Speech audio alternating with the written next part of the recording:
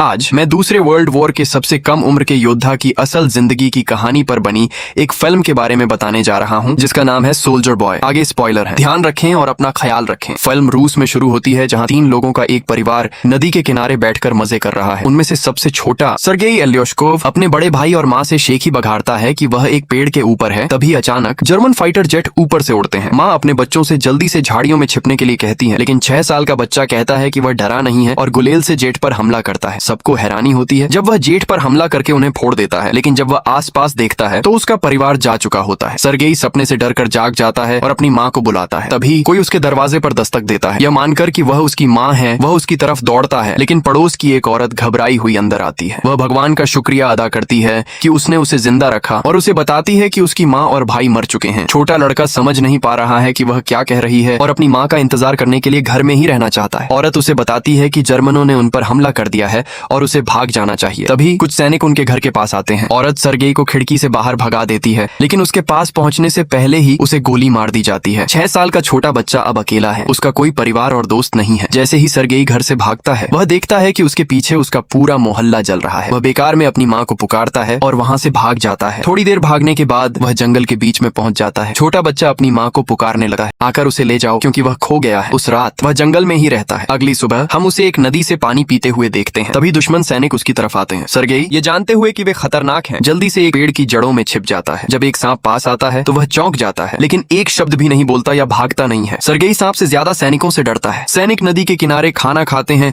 और चले जाते हैं, जिसके बाद सर्गेई उनका बचा हुआ खाना लेकर रात भर खाता है। हालांकि दिन के आखिर तक छोटा लड़का थक जाता है। उसने 2 दिनों से ठीक से खाना नहीं खाया है और बिना किसी मंजिल के चल रहा है। वह लंगड़ाते हुए गिर जाता है, लेकिन चलना बंद नहीं करता। रास्ते में उसे जंगली जामुन दिखते हैं और वह उन्हें खा जाता है, लेकिन तभी उसके पीछे एक धमाका होता है, जिससे वह हैरान रह जाता है। लड़के को चक्कर आने लगा है और उसे वहम होने लगता है कि कोई उसके पीछे आ रहा है। हालांकि ऐसे हालात में भी वह बहादुरी से खड़ा रहता है और उस आदमी से कहता है कि उसके पास एक राइफल है और वह डरा हुआ नहीं है। वह लंगड़ाता हुआ आगे बढ़ता है, लेकिन थोड़ी देर बाद बेहोश हो जाता है। जब वह सो रहा होता है तो 2 सैनिक उसके पास आते हैं। सीन रशियन आर्मी बेस पर कट जाता है, जहां कमांडर कुजनेत्सोव अपने पेट्रोल सैनिकों का इंतजार कर रहे होते हैं। वे एक छोटे बच्चे के साथ आते हैं जो घायल और कमजोर है। जब सैनिक कहते हैं कि वे उसकी तरफ हैं, तो छोटा लड़का खुलकर अपना परिचय देता है। जब बच्चा कमांडर से हाथ मिलाता है तो सैनिक हंसते हैं और उसे भी अपना परिचय देने का सुझाव देते हैं। सैनिकों को छोटे बच्चे से प्यार हो जाता है और वे उसे घेर लेते हैं। वे उसे पानी पिलाते हैं और खाना खिलाते हैं। वैसे ठंडा रहने वाला कमांडर भी बच्चे का ख्याल रखता है। कात्या नाम की एक नर्स सर्गेई के घावों पर पट्टी बांधती है और वह भी उसकी पर्सनैलिटी से बहुत प्रभावित होती है। बच्चा उससे अपने घावों पर एक टैंक बनाने के लिए कहता है,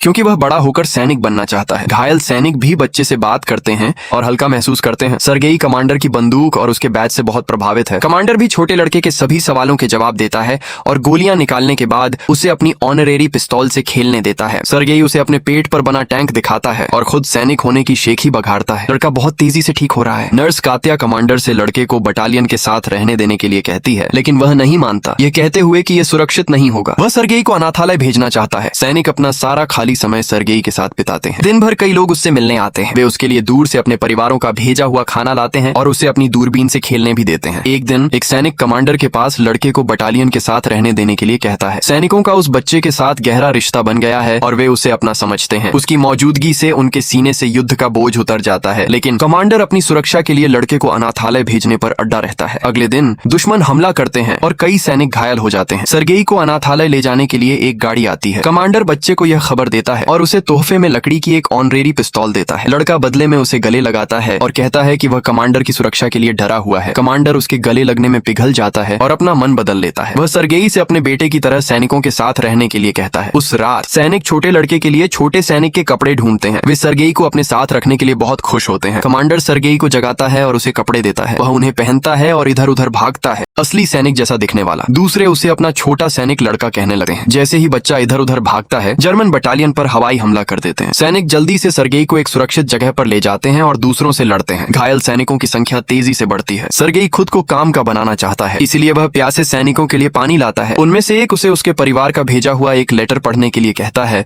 क्योंकि उसकी आंखों पर पट्टी बंधी है। छोटा लड़का मदद करना चाहता है, लेकिन उसे पढ़ना नहीं आता। वह लेटर लेता है और उस पर लिखी बातें बनाना शुरू कर देता है, यह दावा करते हुए कि सैनिक की गाय घर पर सुरक्षित है। जब सैनिक कहता है कि उसके पास गाय नहीं है, तो दूसरे उसे कहानी के साथ चलने और हंसने के लिए कहते हैं। वह उसी तरह बाकी सबके लेटर पढ़ता है और उनका हौसला बढ़ाता है। अगले सीन में हम कात्या और कमांडर को बात करते हुए देखते हैं। दोनों एक दूसरे की तरफ आकर्षित लगते हैं लेकिन अपनी भावनाओं को जाहिर नहीं करते। बाद में सर्गेई कमांडर को बताता है कि वह बटालियन में ऑर्डरली पद पर है और खुद को ऑर्डरली के तौर पर इंट्रोड्यूस करना शुरू करता है। लेकिन फिर लड़का देखता है कि हमले में सैनिक का एक स्टेशन तबाह हो गया है। कमांडर उसे मरे हुए सैनिक को सम्मान देने के लिए अपनी टोपी उतारना सिखाता है। अगले दिन वह कमांडर से एक मिशन देने की जिद करता है और उसे सैनिकों में चिट्ठियां बांटने का काम दिया जाता है। वह अपना काम अच्छे से पूरा करता है और सैनिकों को अपने लिए नचाता भी है। अगले दिन सर्गेई अपनी दूरबीन लेकर बेस से थोड़ी दूर चला जाता है। जब वह उससे खेल रहा होता है तो उसे घास के ढेर के अंदर से किसी का पैर हिलता हुआ दिखता है। वह दौड़कर बटालियन में वापस जाता है और सैनिकों को अपनी खोज के बारे में बताता है। सैनिकों को शक होता है लेकिन फिर भी वे लड़के के साथ चले जाते हैं। जब वे घास के ढेर के पास पहुंचते हैं तो उन्हें नीचे छिपे 2 जर्मन जासूस देखकर अलर्ट हो जाते हैं। जासूसों को गिरफ्तार कर लिया जाता है और बच्चे की समझदारी की तारीफ की जाती है। उस रात कमांडर सर्गेई को उसके गोद लेने के कानूनी कागज दिखाता है। वह अब ऑफिशियली बच्चे का पिता है। सर्गेई को कात्या के लिए कमांडर की भावनाओं के बारे में पता है, इसलिए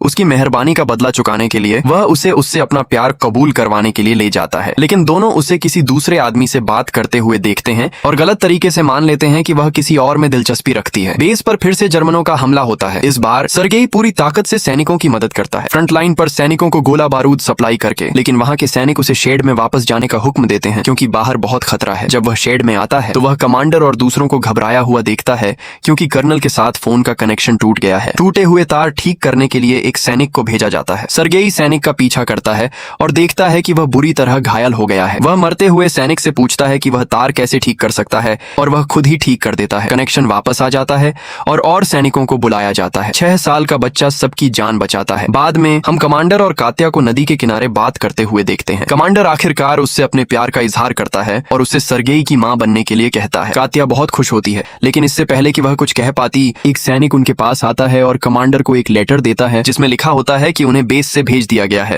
अगले दिन सभी सैनिक सर्गेई के साथ अपने नए बेस के लिए निकल जाते हैं लेकिन रास्ते में उन्हें एक माइनफील्ड मिलती है जो उनकी कुछ गाड़ियों को उड़ा देती है। कमांडर घायल हो जाता है जबकि ग्रुप का ऑर्डरली जो सर्गेई के करीब था धमाके में मर जाता है। वह रोता है और कमांडर को गले लगाता है। वे घायलों को अपने साथ ले जाते हैं और अपने नए बेस की ओर अपना सफर जारी रखते हैं। जब वे आखिरकार दूसरे बेस पर पहुंचते हैं तो वे कमांडर के लीडर जनरल से मिलते हैं। वह भी बच्चे के एम्बिशन से इंप्रेस होता है और कमांडर को इतना स्मार्ट बच्चा होने के लिए बधाई देता है। अगले दिन उनके डिवीजन को एक गार्ड का बैनर दिया जाता है और लड़के को भी। जब जनरल उसे उसका बैच देते हैं तो वह अपने देश को बचाने का वादा करता है। एक रात उनके बेस पर बेरहमी से हमला होता है और कमांडर खंडहरों के नीचे फंस जाता है। सर्गेई अपने पिता के लिए रोता है और उन्हें बचाने की कोशिश करता है। वह दूसरे सैनिकों को बुलाता है जो आखिरकार कमांडर को बाहर लाते हैं। अगले दिन सर्गेई एक घायल कमांडर के पास जाता है। कमांडर को बचाने की कोशिश में उसके हाथ चोटिल हो गए थे। वह बच्चा अब टीम का एक अहम हिस्सा है। उसके पास कोई परिवार नहीं है और वे युद्ध में जहां भी जाते हैं वह वहीं चला जाता है। मूवी तब खत्म होती है जब रेजिमेंट को दूसरे बेस पर जाते हुए देखा जाता है। बैकग्राउंड में एक आवाज बताती है कि उसने स्टालिनग्राद की लड़ाई में भी हिस्सा लिया था और सैनिकों के साथ पोलैंड पहुंचा था। वह अभी दुनिया का सबसे कम उम्र का सैनिक माना जाता है और उसकी बहादुरी की मशहूर कहानी अब पूरी दुनिया में फैल गई है। ऐसे और वीडियो के लिए सब्सक्राइब करें, नोटिफिकेशन चालू करें और चैनल की मदद करने के लिए लाइक करें। देखने के लिए धन्यवाद।